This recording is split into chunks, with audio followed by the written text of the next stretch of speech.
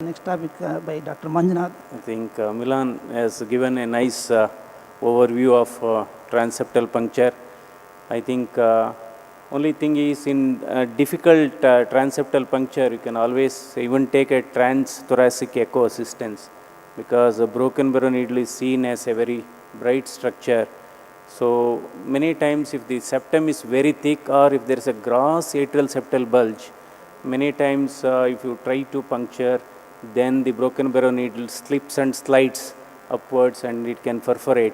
So in that sort of situation, simple transthoracic echo assistance can be taken. There, the broken barrow needle is seen as a very brightish thing. Then, as he has very nicely said, whenever you are puncturing the atrial septum, the broken barrow needle, you have to just have a little clockwise rotation on the proximal end of the broken barrow needle at 5, so that it will be directing towards the left shoulder. That should be our landmark. It should be directed towards the left shoulder, and you should move that as a unit.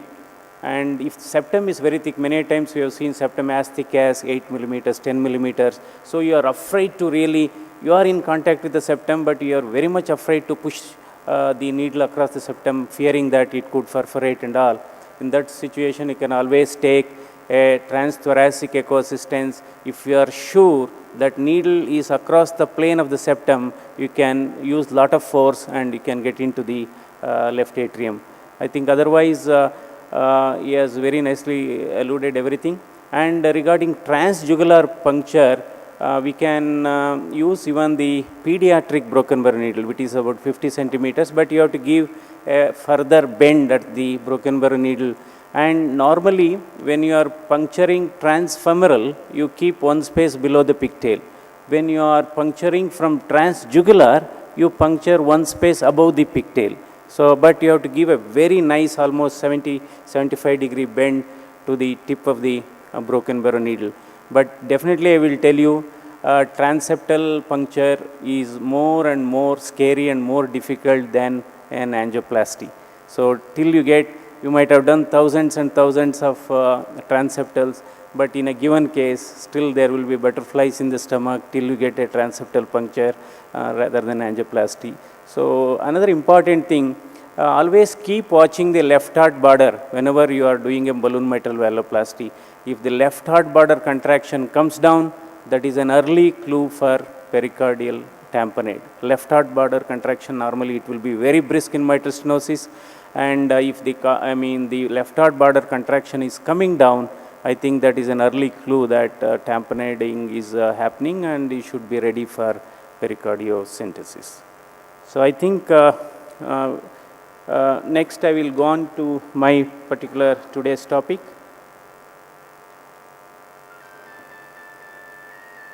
See, always an angioplasty, as said, of course, most of us in modern day cardiovascular practice, we start with an angioplasty. Maybe 3 decades ago, cardiac catheterization, we used to start with a right heart catheterization in ASD.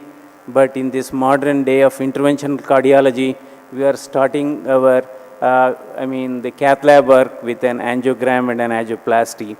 So, calcium is definitely poses a lot of problem for an angioplaster, and many a time the calcium is underestimated fluoroscopically or angiographically.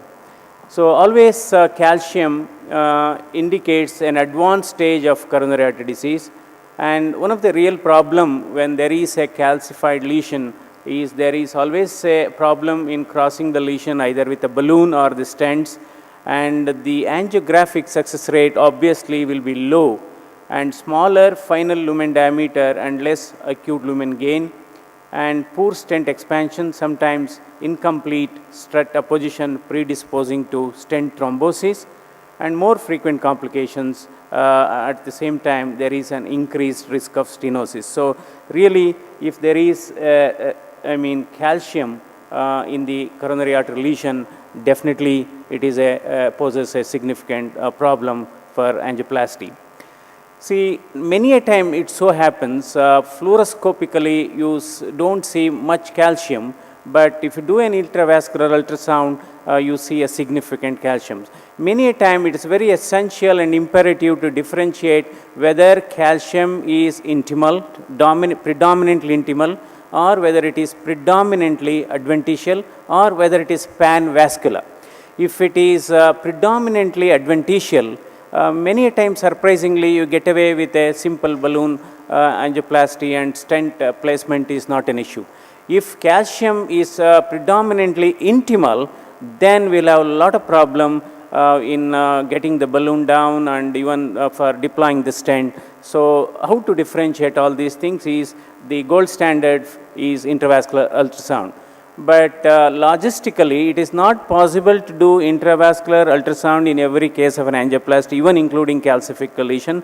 So what are the other ways of looking at this calcium and trying to differentiate whether calcification is more intimal or more adventitial?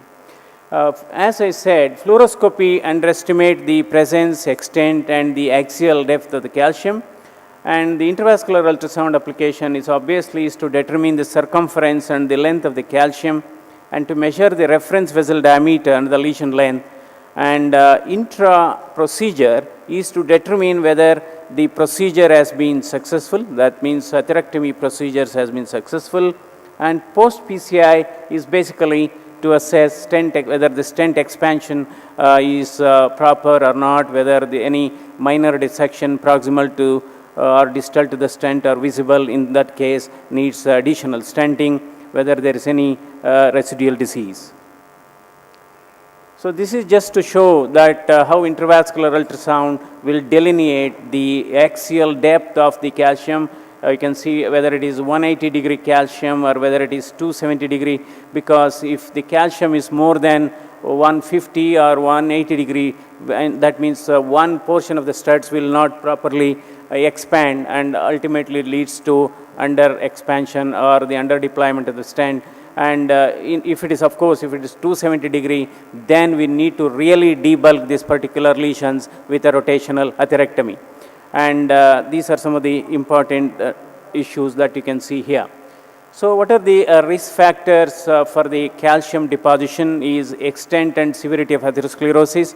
Although increasing age is one of the important risk factor for excess of calcium, in our Indian scenario, we see significantly calcified lesion as early as 30 or 40 years. So even in young patients, middle-aged patients, we see extensive calcific lesions and hypercalcemia and severe dyslipidemia and chronic renal failure are some of the clinical subsets where we see extensive calcification.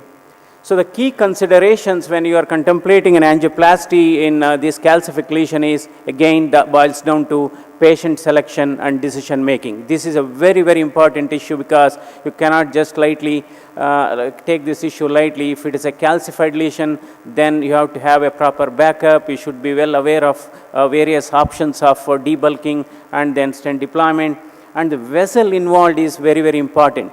Suppose a calcified lesion, a moderately calcified lesion in a straight coming left anterior descending artery can be managed quite effectively. But if the calcium is in the circumflex or if the calcium is in the right coronary artery, taking a Shepard-Crook curve, if the arteries are tortuous, particularly the circumflex coming at an angle from the left main over and above, if there is a calcification, it is extremely difficult to take whatever the devices that are available with us. So the vessel involved is a very important issue when you are choosing, particularly circumflex. When one circumflex, because in many patients circumflex takes off at 70 degree or 80 degree angle from the left main, and whether you use a cutting balloon, whether you use an angioscult, even the non-compliant balloon, nothing will work. So one should be very careful. Okay, if it is an LAD calcified lesion, yes, we can get away, but circumflex as well as the right coronary artery with a Shepard-Crook or multiple tortuous right coronary artery is extremely difficult. And regarding hardwares and devices, I will come to that. And guide catheter backup is a very, very crucial issue whenever you are dealing with a calcified lesions, dealing with a PCI in a calcified lesion. Even if it is left anterior, even if it is an LAD angioplasty, always we prefer in a calcific lesion EBU catheter rather than Judkins catheter, because EBU catheter gives a lot of nice support. So because otherwise normally we take EBU catheters or ODA catheters for a circumflex angioplasty, but if it is a calcified LAD, still we are more comfortable in taking an EBU catheter. Guide backup is extremely important. Then of course we need to do a plaque modification, and regarding stents, again we have to take those stents which are more trackable and more flexible, and more often, particularly if the vessel is tortuous, multiple bends are there, we should not take a long stents like 25 or 30 millimeters, 35 millimeters. In that case, you should always end up using 2 or 3 short stents for the completeness of the procedure.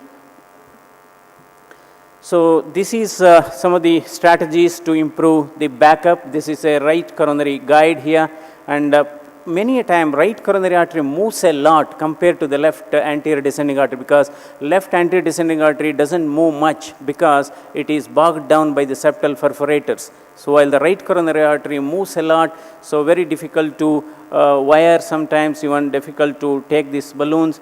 So if there is this sinus conus branch, you can always put a wire into the conus branch, and you can always fix it with a small balloon that gives more anchor. This is how it can be done. So always in a calcific lesion, even so-called a suspicion of a calcific lesion, never go for direct stenting. Always you get stuck. That is very important. And another situation where we should not do a direct stenting when you are doing it in a left main. By chance you are not able to open up the stent, then you are going to have a fatal crisis. So direct stenting always should be avoided in patients with a calcific lesion. And balloon predilatation is absolutely mandatory, and the balloon to artery ratio in a calcific lesion should be always 1:1. If it is a 3 millimeter vessel, always you should predilate with a 3 millimeter balloon. If you try to dilate with a 2 millimeter balloon, yes, you don't see a waist on the balloon, obviously, because it is a bigger vessel. Then you will be under the impression, oh, I have nicely predilated, and then I can always go and fix up a stent. So always in a calcific lesion, try to match the balloon size to the artery, and try the conventional balloon. Conventional balloon is the semi-compliant balloon, but sometimes, surprisingly, we have seen fluoroscopically, we see a lot of calcium, and when we are worried about that case, surprisingly, even with a simple semi-compliant balloon, the lesion is soft, gives away. So there, obviously, calcium is adventitial, and it is so that some days it works. But if it is an intimal calcium, the simple semi-compliant balloon doesn't work, then we have to go with a non-compliant balloon. So definitely a non-compliant balloon, I will just show what exactly is the property of the non-compliant balloon.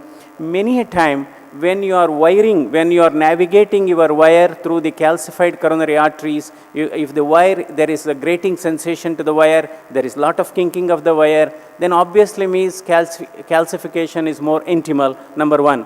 The second one, when you are daughtering the balloon in a calcific lesion, if there is lot of grating sensation to the balloon, that means definitely calcium is more intimal, and you will have a lot of difficulty unless you prepare the bed with a very good predilatation, including rotablation. So these are some of the clues, without doing an intravascular ultrasound, to see whether calcium is dominantly intimal or whether it is dominantly adventitial. Many a time, you take a 2 millimeter balloon or 3 millimeter balloon and try to daughter the balloon from proximal to distal or distal to proximal to the artery. If there is lot of resistance to the balloon movement, I think calcium is significant, and you have to be careful in those situations. So this is just to show here the non-compliant balloon. What is non-compliant balloon? You can see the upper balloon there. If it is a 3 millimeter balloon, even with increasing pressure, it maintains 3 millimeter diameter only with a very high intraluminal pressure.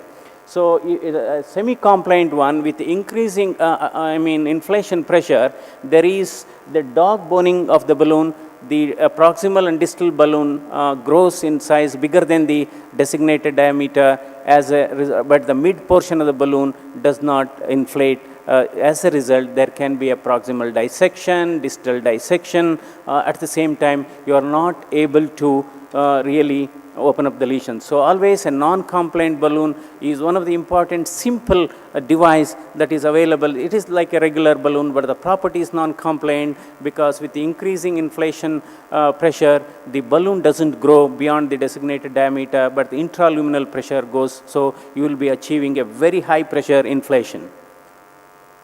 So this is just to show an angioplasty. Sometimes it works, although it is a 73-year-old man with a bronchial asthma and angina class 3. So this is how, although there was significant calcium, it opened up with a So we didn't do much, just we used a semi-compliant balloon. Sometimes this is what happens. Although fluoroscopically we are seeing calcium, the lesion yielded with a very semi-compliant balloon, and we deployed 3.5 into 28 design stent and be done with that. So I think if the star is good and if luck is with you, sometime it happens. So fluoroscopically more calcium, still you can able to do the way as you do a simple angioplasty. So next important step is plaque modification. We have various devices, atherectomy devices. So as a cutting balloon, we have an angiosculpt, and we have FX mini rail system. Then we have rotational atherectomy. Today, the gold standard for treating a significantly calcified lesion is rotational atherectomy. So this is a flexotome cutting balloon. It is nothing but a combination of conventional angioplasty balloon with a microsurgical technology. And there are microsurgical blades and atherotomes mounted longitudinally on the outer surface of the non-compliant balloon.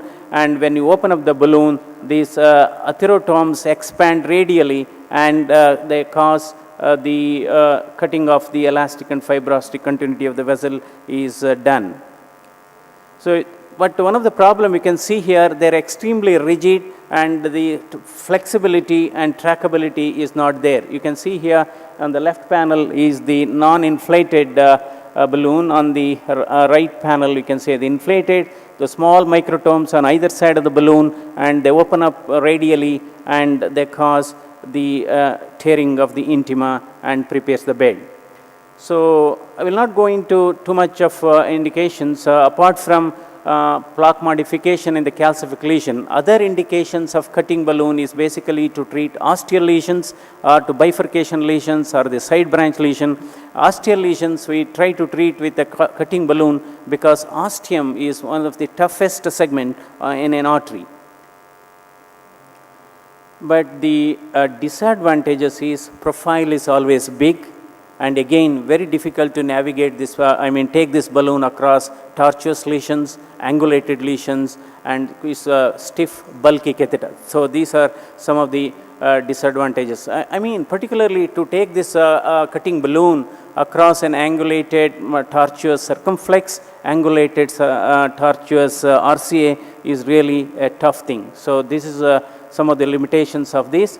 Now we have what is called angiosculpt, which is a angioplasty balloon surrounded by 3 nitinol spiral squaring wires. So that means the balloon is entrapped on its outer aspect by these 3 nitinol spiral squaring wire, and when you inflate this balloon, these wires, these nitinol spiral wires come between the balloon, inflated balloon, and the vessel wall, resulting in a better treatment of this calcium or the fibrotic tissue. You can see here pre-inflation, then the inflation at 8 atmospheres, and post-dilatation.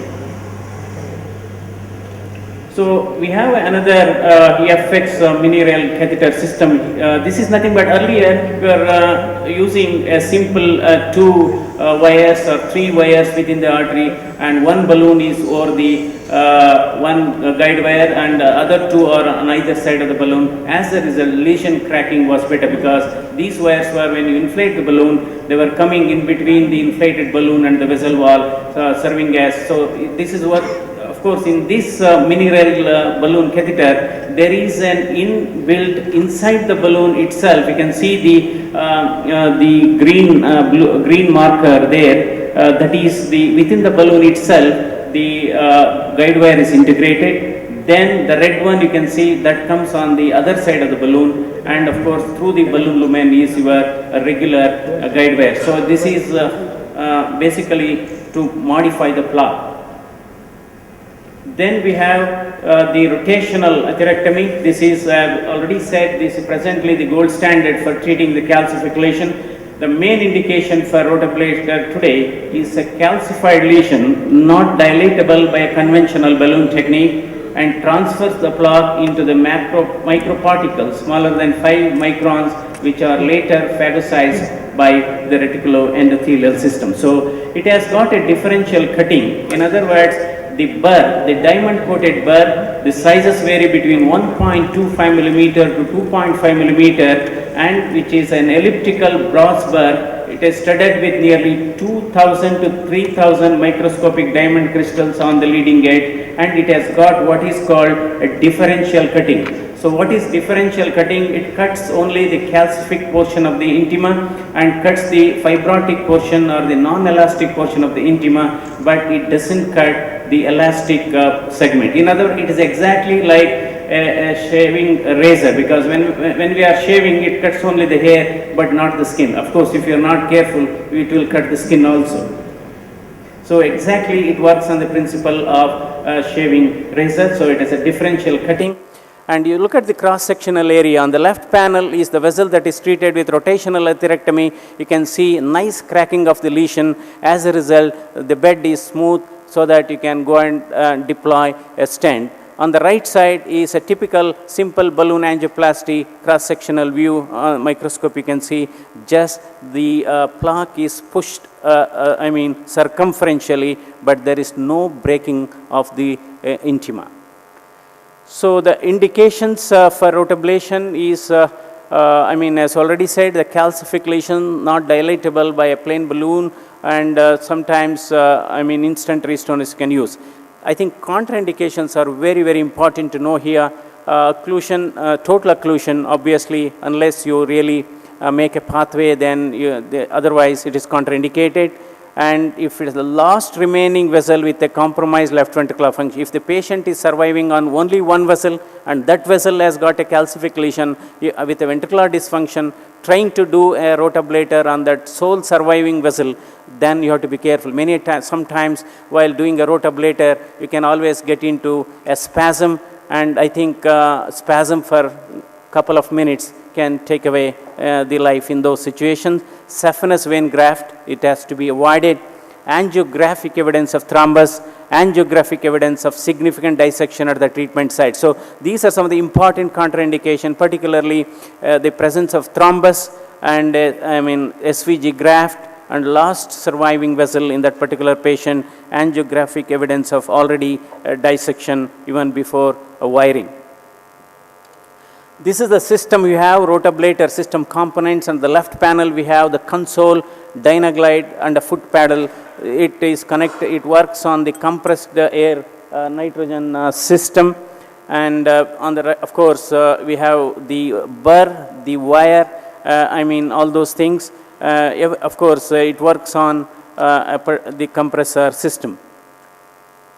So the most important component of rotablation when you are preparing this patient should be nicely hydrated, and they should be pre-treated as you are taking for an angioplasty. The aspirin and the loading dose of clopidogrel or prasugrel depending on the particular case. And I was already said the guide selection is an extremely important issue here. You should have a guide catheter with a very good backup, and this is what the burr looks. So it has got a diamond chips at the tip, and when it is when we press the pedal, foot pedal, it rotates at anywhere between 1.5 lakhs to 2 lakhs revolutions per minute. And the present recommendation what we are following is that we are going to give an RPM of nearly 1,50,000 RPM per minute.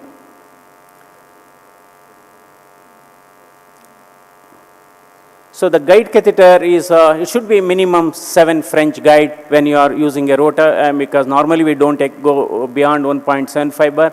So if the burr to artery ratio should not be more than 0.6 or 0.7. If it is a 3 mm vessel, then obviously you should go for 1.5 burr size, because various burr sizes are available starting from 1.25 to 2.5. More often we take either 1. If the vessel is less than 2.5, we take 1.25 burr. If the vessel is more than 2.5, probably 1.5. But still, if you have not got a good result, then you can move on to 1.75.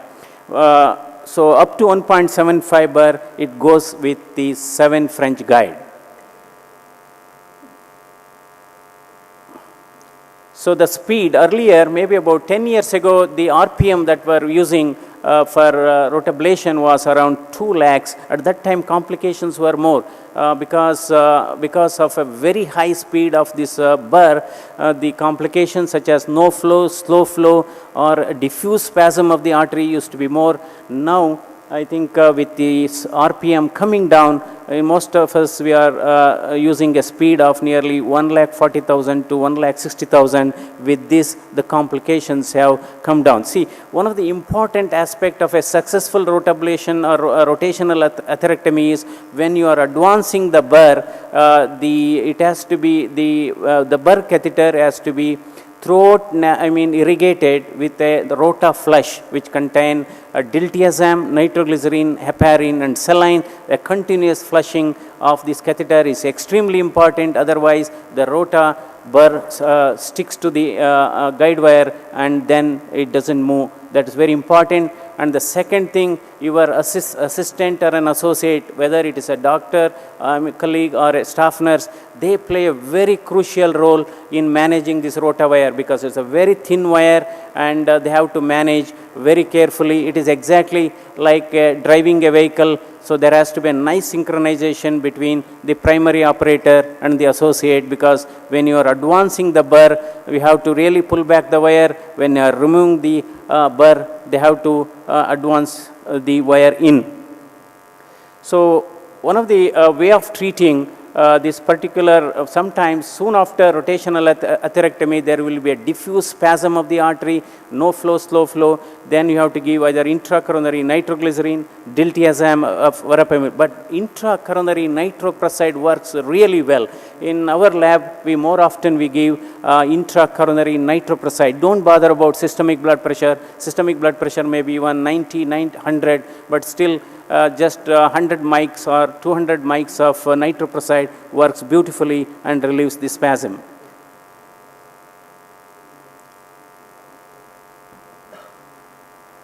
So this is just a 44-year-old lady. You can see here, she had a very long segment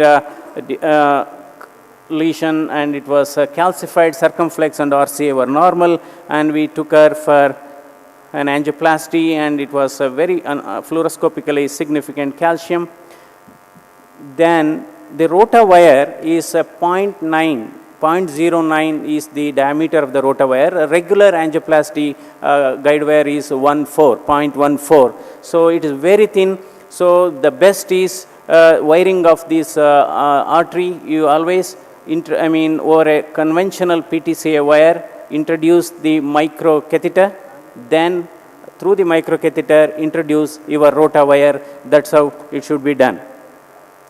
Otherwise, directly to introduce a rota wire, it is extremely difficult. It is almost 300 centimeters, so it takes a lot of time, and also will lose, and there could be kinks and bends can occur.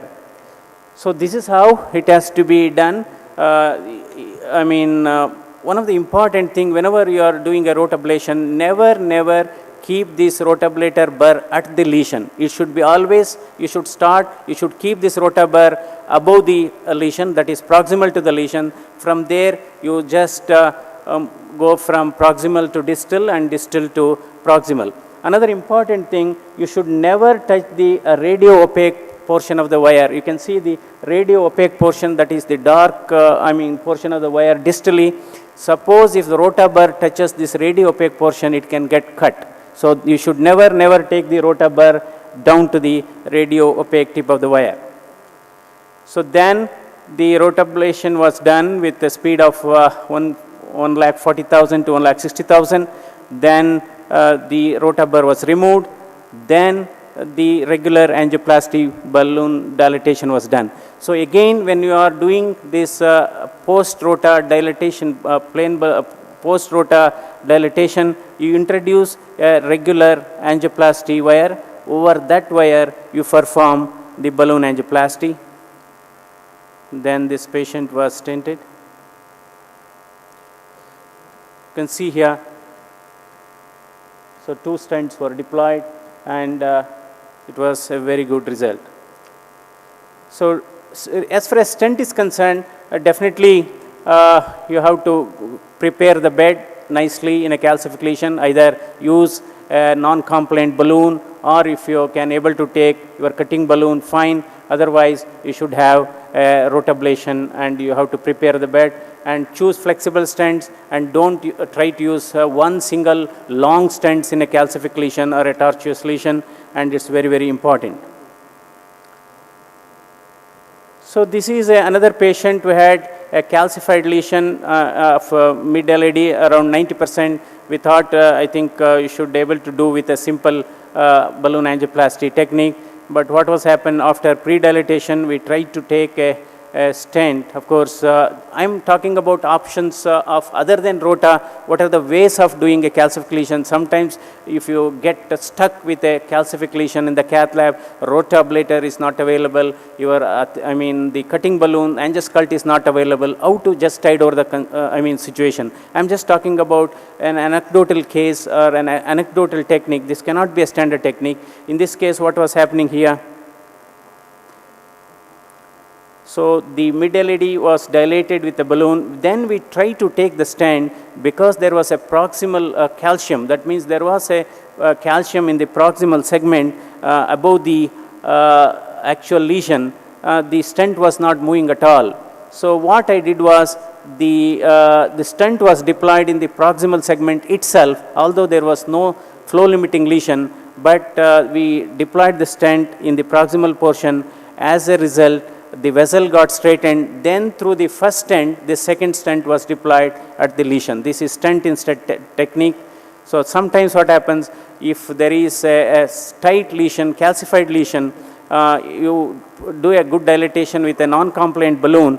Then if you try to take a stent, if the stent doesn't reach the lesion, you just expand the stent well above the lesion in the normal segment, but it is calcified. That as a result, the vessel straightens, then that serves as a tunnel. Then through that stent, you can take the second stent and actually reach the lesion. This is stent in stent technique. I'm not telling this is a standard technique, but just to save the day, sometimes in the cath lab, you can do the stent in stent technique. So to conclude, this is very important that case selection is the key. The vessel selection is the bottom line, and plan your strategy in advance. You should know your hardwares well, see that it's all available with us, and have a backup plan. Adequate pre-dilatation with a non-compliant balloon is extremely essential. Avoid long stents in a tortuous or angulated lesions, and only experienced operators should use rotational atherectomy. And no ego battles. When you are struggling, you should know the limitations of the procedure, limitations of the technology, and should call it a day, because patient safety is very, very important. And despite all efforts, if stent remains underexpanded, consider coronary artery bypass surgery. This is very, very important. You are trying to do an LAD angioplasty in a calcific lesion. Somehow you have reached the lesion and deployed the stent. It is not properly expanded. Still there is a hourglass constriction. Then don't wait for too many days, because in majority within 12 to 24 hours there will be a stent thrombosis. So whatever may be the bleeding complication, I think you should address this particular problem with a bypass surgery, and do not take PCI in calcified lesions lightly. Thank you very much for patient hearing.